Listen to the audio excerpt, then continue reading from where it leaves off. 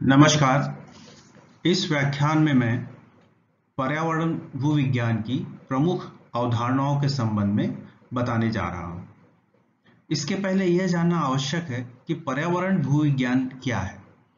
पर्यावरण भूविज्ञान व्यवहारिक भूविज्ञान की एक शाखा है जिसमें विभिन्न भूवैज्ञानिक क्रियाओं के आपसी संबंध एवं उसके प्रभाव का अध्ययन किया जाता है। साथ ही मानव के क्रियाकलापों का भी अध्ययन किया जाता है जो कि पर्यावरण प्रक्रियाओं का केंद्र बिंदु होता है। इस विषय के अंतर्गत भूविज्ञान के विभिन्न सिद्धांतों, भूवैज्ञानिक क्रियाओं का पर्यावरण के विकास के लिए अध्ययन किया जाता है। प्राकृतिक संसाधनों का किस प्रकार न्याय संगत तरीके से दोहन किया जाए जिससे पर्यावरण भी सुरक्षित रहे एवं भूमि का विनाश, क्षरण तथा जल एवं वायु का प्रदूषण कम से कम हो, यह तथ्य इस विषय के अंतर्गत महत्वपूर्ण होता है। अतः यह कहा जा सकता है कि पर्यावरण भूविज्ञान एक विषय ही नहीं अपितु अभियान है जिसमें पर्यावरण से संबंधित समस्याओं का हल निकाला जाता है और वर्तमान संदर्भ में यह बहुत ही प्रासंगिक हो जाता है। अब आते हैं पर्यावरण भूविज्ञान की प्रमुख अवधारणाओं के बारे में। तो पर्यावरण भूविज्ञान की प्रमुख 7 अवधारणाएं होती हैं जो कि आगे की स्लाइड में मैं एक एक करके उन अवधारणाओं को स्पष्ट करता चलूंगा। Next slide please. प्रथम अवधारणा है the earth is essentially a closed system. पृथ्वी को हम एक ऐसे क्लोज्ड सिस्टम या बंद तंत्र के रूप में देख सकते हैं जिसके 4 भाग हैं। पहला तो एटमॉस्फेयर, दूसरा हाइड्रोस्फीयर, तीसरा बायोस्फीयर जिसमें सभी जीव जंतु पेड़ पौधे आते हैं, और चौथा लिथोस्फीयर। इन चारों भागों की अंतर क्रियाओं एवं आपसी क्रियाओं के कारण पृथ्वी की वर्तमान सतही संरचना हमें दिखाई पड़ती है। किसी एक भाग में होने वाली क्रियाओं की तीव्रता एवं आवृत्ति में परिवर्तन होने पर दूसरे भागों की क्रियाओं की तीव्रता एवं आवृत्ति में परिवर्तन होता है। अर्थात यदि एटमॉस्फेयर में होने वाली जलवायु संबंधित कोई भी परिवर्तन होता है, ज्यादा वर्षा होती है या नहीं होती है, तो पृथ्वी के लिथोस्फीयर में भी परिवर्तन होगा, उसका प्रभाव पड़ेगा। बायोस्फीयर में भी प्रभाव पड़ेगा, हाइड्रोस्फीयर में भी प्रभाव पड़ेगा। इस तरह से प्राकृतिक पर्यावरण के एक भाग में परिवर्तन होने से अन्य भाग में परिवर्तन होने की प्रवृत्ति को पर्यावरण एकता का सिद्धांत कहते हैं। पृथ्वी को एक क्लोज्ड सिस्टम के रूप में देखा जा सकता है। रॉक साइकिल, वाटर साइकिल इसके उदाहरण है जिसमें पदार्थों का पुनर्चक्रण या रिसाइकलिंग होती है। चूंकि पृथ्वी के प्राकृतिक संसाधन सीमित हैं, इसलिए हमें इस रिसाइकलिंग की उन क्रियाओं की तीव्रता एवं आवृत्ति को जानना आवश्यक होगा जो इसके लिए उत्तरदायी है। अर्थात उन क्रियाओं को जानना जरूरी है जो ये रिसाइकलिंग कर रही है। जैसे यदि हमें किसी स्थान के जल संसाधन का प्रबंधन करना हो तो हमें उस स्थान की प्राकृतिक क्रियाओं की प्रकृति एवं सीमा जानना आवश्यक है जो उस स्थान विशेष में सतही एवं भूमिगत जल की उपलब्धता के लिए उत्तरदायी है।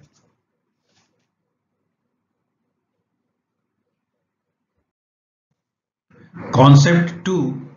The earth is the only suitable habitat we have and its resources are limited. अर्थात पूरे ब्रह्मांड में हमारी पृथ्वी ही अभी तक ज्ञात तथ्यों के आधार पर जीवन के लिए अनुकूल है और यहाँ उपस्थित संसाधनों की उपलब्धता के कारण ही मनुष्य विकास कर सका है। परंतु यह संसाधन सीमित है। उपलब्ध प्राकृतिक संसाधनों में कुछ ऐसे हैं जिनका पुनर्उत्पादन किया जा सकता है। इन्हें अपन रिन्यूएबल रिसोर्सेस कहते हैं। जैसे पादप जगत, आप बहुत सारे पौधे प्लांट्स लगा सकते हैं, अन्न उपजा सकते हैं, फॉरेस्ट लगा सकते हैं, परंतु बहुत सारे रिसोर्सेज ऐसे हैं जिनका पुनर्उत्पादन नहीं किया जा सकता। इनमें खनिज प्रमुख है। इसलिए आज आवश्यकता इस बात की है कि प्राकृतिक संसाधनों से प्राप्त किए गए पदार्थों का बड़े पैमाने पर पुनर्चक्रण या रिसाइकलिंग कर उन्हें फिर से प्राप्त किया जाए। भविष्य में जनसंख्या वृद्धि एवं संसाधनों के अंधाधुंध दोहन के कारण उनकी कमी हो जाएगी। इन प्राकृतिक संसाधनों का निश्चित तौर पे हमें कमी महसूस होगी और यह कमी पर्यावरण पर विपरीत प्रभाव डालेगी। उपयोगी खनिजों की अल्प मात्रा प्राप्त करने के लिए बड़ी से बड़ी खनन प्रक्रिया की जाएगी जो पर्यावरण का संतुलन बिगाड़ती चली जाएगी तथा वनस्पतियों एवं जीव जंतुओं का अस्तित्व भी खतरा में आ जाएगा। पृथ्वी के जैविक इतिहास से जो प्रमाण मिलते हैं वे बताते हैं कि विलुप्त होने वाली प्रजातियों की संख्या जीवित बची प्रजातियों से कहीं ज्यादा है। इस तथ्य से शिक्षा लेकर मनुष्य को यह प्रयास करना चाहिए कि पर्यावरण का संतुलन बना रहे, अन्यथा मनुष्य जाति भी भूवैज्ञानिक इतिहास में इंडेक्स फॉसिल के रूप में दर्ज हो जाएगी। भूविज्ञान पढ़ने वाले छात्र इस बात को बहुत अच्छी तरह से समझते हैं। Concept 3. Today's physical processes are operated throughout geological time and modifying our landscape. वर्तमान में चलने वाली भूवैज्ञानिक क्रियाएं पुरातन भूवैज्ञानिक काल से ही सक्रिय हैं, जिससे पृथ्वी की वर्तमान भू आकृति बनी हुई है। इन भूवैज्ञानिक क्रियाओं की तीव्रता एवं आवृत्ति में प्राकृतिक एवं कृत्रिम रूप से परिवर्तन होता रहा है। इस संबंध में हमें मनुष्य के क्रियाकलापों को समझना अत्यंत आवश्यक है, जिसके कारण भूवैज्ञानिक क्रियाओं की तीव्रता एवं आवृत्ति में परिवर्तन होता है। उदाहरण के लिए मनुष्य के क्रियाकलापों से बाढ़ की तीव्रता या तो कम भी होती है या ज्यादा हो सकती है। जैसे बांध बनाकर हम बाढ़ की संभावना को कम करते हैं। दूसरी ओर प्राकृतिक प्रवाह तंत्र में बाधा डालकर बाढ़ की स्थिति भी पैदा करते हैं। इसलिए हमें यह जानना अत्यंत आवश्यक है कि भविष्य में हमारी गतिविधियां किस तरह प्राकृतिक क्रियाओं को प्रभावित करेंगी। यह भी सत्य है कि प्राकृतिक भूवैज्ञानिक क्रियाओं की तुलना में मनुष्य की क्रियाएं विश्व परिमंडल परिदृश्य में अत्यंत छोटी होंगी, परंतु क्षेत्रीय स्तर पर वो प्रभावी हो जाती हैं। Landslide is another incidence which indicate the human interference, अर्थात लैंडस्लाइड या भूस्खलन की बढ़ती हुई घटनाएं भी इसी का एक उदाहरण है। Concept 4. There have always been earth processes that are hazardous to people. पृथ्वी में ऐसी बहुत सी प्राकृतिक क्रियाएं होती हैं जो मनुष्य के लिए आपदा होती हैं, जैसे ज्वालामुखी विस्फोट, भूकंप, सुनामी, भूस्खलन, बाढ़ आदि। इन प्राकृतिक क्रियाओं को रोक पाना तो संभव नहीं है, परंतु आने वाली आपदाओं को पहचान कर उसके प्रभाव को कम किया जा सकता है, जिससे बायोस्फीयर को कम से कम क्षति पहुंचे तथा पर्यावरण सुरक्षित रहे। इसके लिए विज्ञान ने इतनी तरक्की कर ली है कि हम इन प्राकृतिक क्रियाओं के सही टाइमिंग का या किस समय ऐसी आपदाएं होने वाली है उसका कुछ हद तक पूर्वानुमान लगाकर इसकी सूचना प्रसारित कर सकते हैं।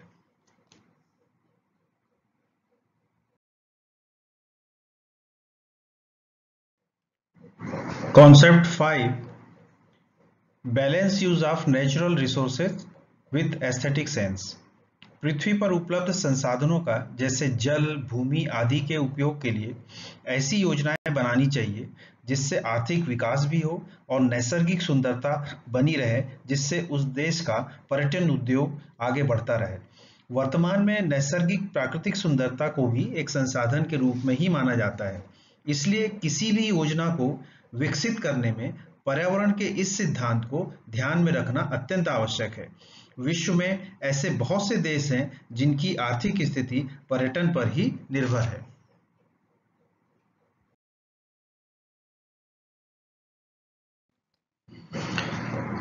Concept 6. The effect of land use tend to be cumulative.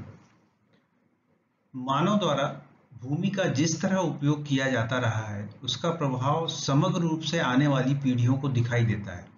खेती के लिए भूमि की आवश्यकता ऐसी पहली घटना थी जिसने पर्यावरण को प्रभावित करना शुरू किया। साथ ही कृषि के विकास के साथ ऐसी व्यवस्था विकसित होने लगी जिसमें मानव एक ही स्थान पर बसने लगा, जिससे उस स्थान के संसाधनों एवं पर्यावरण पर तथा पारिस्थितिक तंत्र पर विपरीत प्रभाव पड़ने लगा। अतः हमें भूमि का उपयोग किस तरह करना होगा यह ऐतिहासिक संदर्भों में देखना होगा। सभ्यता के विकास के साथ ही लगभग 15,000 वर्षों में मानव ने पृथ्वी की सतह को पूरा ही बदल डाला है। यह प्रक्रिया अधिक तीव्रता के साथ गतिमान है। Concept 7. The fundamental component of every person's environment is the geologic factor.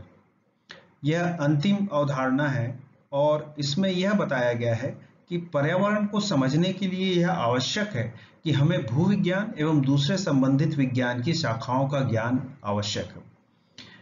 यह सिद्धांत की उत्पत्ति इस बात से हुई है कि भूविज्ञान सीधे पर्यावरण से संबंधित है और चूंकि हम पृथ्वी की सतह पर रहते हैं इसलिए परोक्ष या अपरोक्ष रूप से भूवैज्ञानिक क्रियाओं को प्रभावित करते हैं। इसलिए हमारे जटिल पर्यावरण को समझने के लिए यह आवश्यक है कि हमें भूविज्ञान के विभिन्न विषयों जैसे geomorphology, petrology, sedimentology, tectonics, hydrogeology, economic geology, engineering geology आदि का समुचित ज्ञान हो। इसके अलावा एक भूवैज्ञानिक को विज्ञान के अन्य क्षेत्रों में पर्यावरण संबंधी जो अध्ययन हो रहा है उससे भी परिचित होना चाहिए, जैसे biology, environmental law, architecture, engineering and physical, cultural, economic and urban geography. इस तरह पर्यावरण भूविज्ञान एक वृहद अंतर संबंधी विषय है जिसमें विज्ञान के अन्य विषयों तथा सामाजिक विषयों का ज्ञान अत्यंत आवश्यक है। यह तथ्य उस समय और भी प्रामाणिक हो जाता है जब हम पर्यावरण संबंधी समस्याओं का अध्ययन प्रारंभ करते हैं। धन्यवाद।